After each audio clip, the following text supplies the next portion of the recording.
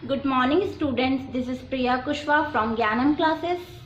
Next video में हमने trigonometry start किया था एंड हम ट्रिग्नोमेट्रिक रेशियोज तक पढ़ चुके थे। आई होप आप लोगों को इतना समझ में अच्छे से आ गया होगा। तो let's move to my next part, reciprocal relation. हम यहाँ पे बात करते हैं cosec theta. Cosec theta is reciprocal relation of sin theta and sec theta is reciprocal relation of cos theta and cot theta is reciprocal relation of tan theta। Means cosec theta जो है वो opposite होता है sin theta के, sec theta opposite होता है cos theta के and cot theta opposite होता है tan theta के।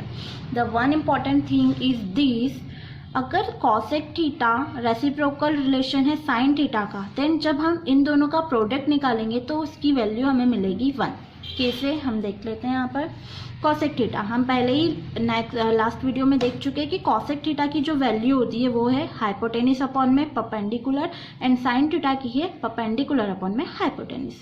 अगर हम यहाँ पर देखें तो परपेंडिकुलर एंड परपेंडिकुलर कट हो जाएगा एंड हाइपोटेनिस भी कट हो गया। क्यों? क्योंकि ये दोनों आपस में डिवाइड में है एंड ये दोनों भी आपस में डिवाइड में है। देन हमें यहाँ पर वैल्यू मिली 1। सिमिलरली वैसे ही अगर हम बात करें कॉस थीटा और सेक थीटा के प्रोडक्ट की, तो इनकी वैल्यू भी हमें मिलेगी 1 एंड टेन थीटा और कॉट थीटा की उनका प्रोडक्ट की वैल्यू भी हमें मिलेगी 1। ओके, अब हम आते हैं नेक्स्ट पार्ट पर, क्वोशिएंट रिलेशन। क्वोशिएंट रिलेशन के लिए हमें एक बार रिवाइज करना होगा कि साइन थीटा का फॉर्मूला हमने देखा था perpendicular and hypotenuse and cos theta base upon में हाइपोटेनिस। देन हम यहाँ पर निकाल लेते हैं क्वोशिएंट रिलेशन इन दोनों के बीच में।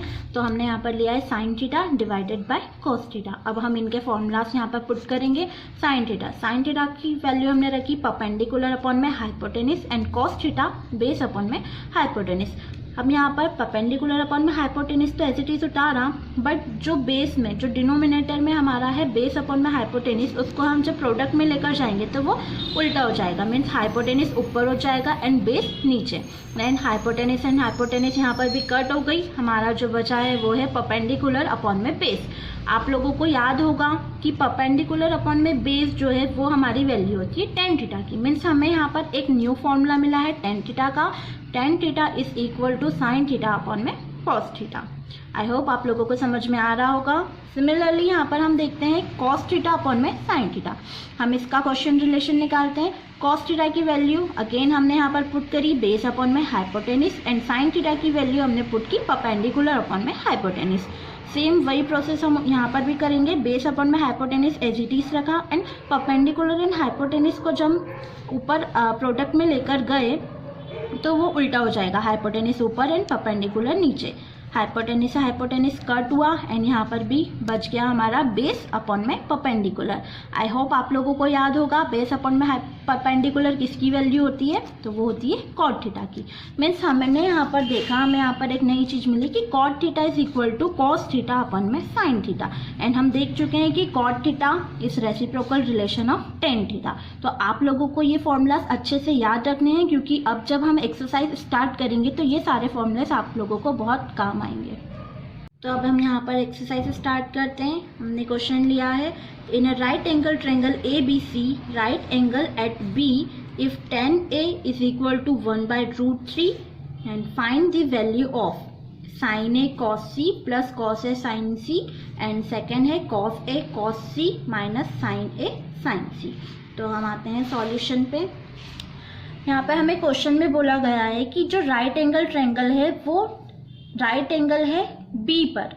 तो हम यहाँ पर consider a triangle ABC in which angle B is equal to 90 degree. जैसा हमें क्वेश्चन में बोला गया उसी तरह हमने यहाँ पर एंगल B को ही क्या बनाना है, 90 डिग्री बनाना है। तो हमने यहाँ पर एक राइट एंगल ट्रायंगल लिया हुआ है जहाँ पर हमने B पॉइंट पर ही 90 डिग्री का एंगल बनाया है। ओके, अब हमें क्वेश्चन में दिया है tan A is equal to 1/√3। तो आई होप आप लोगों को tan थीटा का फॉर्मूला याद होगा, जो कि क्या होता है परपेंडिकुलर अपॉन में बेस। मतलब एंगल A के रेस्पेक्ट में अगर हम बात करें तो जो हमारी परपेंडिकुलर है उसकी वैल्यू है 1 एंड जो बेस है उसकी वैल्यू है √3। तो हम यहाँ पर इस ट्रायंगल में वैल्यू पुट करेंगे। एंगल A के रिस्पेक्ट में हमें बात करनी है, ये चीज़ आप लोगों को अच्छे से ध्यान में रखनी है। हमारा एंगल A कहाँ है, ये रहा। पहले मैं बता चुकी हूँ कि एंगल के जस्ट सामने वाली जो साइड होती है वो है हमारी परपेंडिकुलर, मीन्स हमारी ये वाली साइड क्या हो गई परपेंडिकुलर, एंड एंगल की जो एडजेसेंट साइड होती है वो होती है हमारी बेस, मीन्स ये हमारी जो ए बी लाइन है वो हमारी हो गई बेस, मीन्स हमने तीनों साइड्स निकाल ली, हमारी बेस हो गई ए बी, परपेंडिकुलर है बी सी, एंड हाइपोटेन्यूज जो है 90 डिग्री के जस्ट सामने वाली साइड मीन्स ए सी वाली जो साइड है वो है हमारी हाइपोटेन्यूज। देन अब हम यहाँ पर देखते हैं कि हमारे पास परपेंडिकुलर और बेस की वैल्यू तो है बट हमें हाइपोटेन्यूज फाइंड करनी है। तो आप लोगों को अच्छे से याद होगा कि जब राइट एंगल ट्रायंगल में दो साइड्स होती है एंड थर्ड साइड हमें फाइंड करनी होती है तो हम क्या लगाते हैं Pythagoras theorem. Then using Pythagoras theorem, I hope आप लोगों सबको पाइथागोरस थ्योरम याद होगी। तो क्या होती है हाइपोटेन्यूज का square is equal to perpendicular का स्क्वायर प्लस बेस का स्क्वायर। हाइपोटेन्यूज कौन सी साइड है हमारी ए सी, तो हमने यहाँ पे पुट किया ए सी का स्क्वायर, परपेंडिकुलर है हमारी बी सी तो देन बी सी का स्क्वायर, एंड बेस है हमारा ए बी तो ए बी का स्क्वायर। ए सी की वैल्यू तो हमें फाइंड करनी ही है इसीलिए हम ए सी को एज इट इज लेकर चलेंगे, बट बी सी की वैल्यू हमारे पास है तो हमने बी सी मतलब हमारा परपेंडिकुलर क्या है 1 तो हमने उसकी वैल्यू यहाँ पर पुट की है 1, एंड ए बी की वैल्यू हमारे पास है √3 तो वो हमने यहाँ पर पुट की है √3। देन ए सी को वापस से हमें एज इट इज रखना है, 1 का स्क्वायर सभी को पता है 1 होता है, एंड √3 के ऊपर स्क्वायर। अच्छे से याद रखना कि जब भी रूट के ऊपर स्क्वायर होता है तो वो दोनों आपस में कैंसल्ड हो जाते हैं एंड जो वैल्यू रूट के अंदर होती है वही हमारी निकल कर बाहर आ जाती है। ए सी स्क्वायर हमें एज इट इज लेकर चलना है, 1 + 3 हमारा हो गया 4, ए सी स्क्वायर एज इट इज।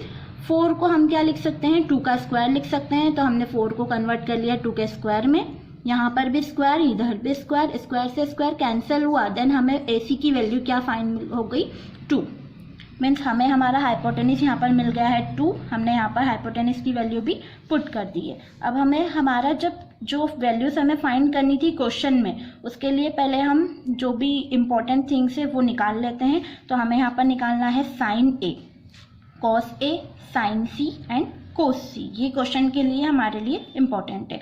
तो साइन ए, यहाँ पर जब ए की बात हुई है तो हमें एंगल ए के रेस्पेक्ट में ही सारी वैल्यूज फाइंड करनी है अभी। तो साइन ए की बात करें तो साइन का फॉर्मूला तो वही होता है परपेंडिकुलर अपॉन में हाइपोटेन्यूज, बट एंगल ए के रेस्पेक्ट में निकालना है। तो एंगल ए ये रहा, एंगल ए के रेस्पेक्ट में परपेंडिकुलर क्या होगा, एंगल के जस्ट सामने वाली साइड परपेंडिकुलर मीन्स 1, तो हमने यहाँ पर रखा है 1, एंड हाइपोटेन्यूज कभी भी चेंज नहीं होता, ये हम लास्ट वीडियो में देख चुके हैं। तो हाइपोटेन्यूज हमारा 2 है तो हाइपोटेन्यूज हमेशा हमारा 2 ही रहेगा इस क्वेश्चन के लिए। देन कॉस ए पे आते हैं, एंगल ए के रेस्पेक्ट में हमें क्या चाहिए यहाँ पर बेस, देन एंगल ए के रेस्पेक्ट में बेस क्या है हमारी √3 तो हमने यहाँ पर पुट किया √3 एंड अपॉन में हाइपोटेन्यूज मीन्स 2। अब यहाँ पर साइन सी और कॉस सी की बात हो रही है, मीन्स अब हमें यहाँ पर एंगल सी के रेस्पेक्ट में वैल्यूज रखनी है। तो एंगल सी के रेस्पेक्ट में हमें क्या निकालना है परपेंडिकुलर, एंगल सी ये रहा, एंगल के जस्ट सामने वाली साइड हमारी होती है परपेंडिकुलर, आई होप आप लोगों को याद होगा।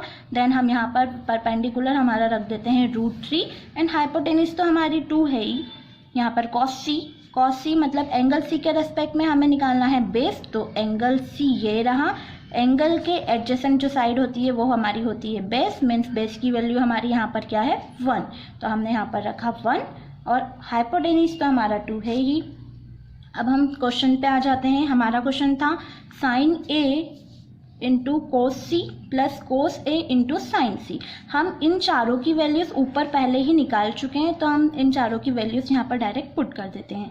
साइन ए हमने निकाला है 1/2 इंटू कॉस सी की वैल्यू हमने निकाली है 1/2 प्लस कॉस ए की वैल्यू हमने निकाली है √3/2 एंड साइन सी की वैल्यू हमने निकाली है √3/2।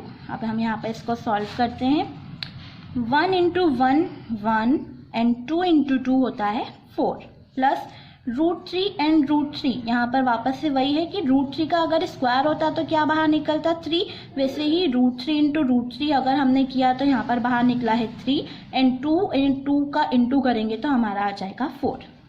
अब हमें इनको प्लस करना है और ये है हमारे रेशनल नंबर्स।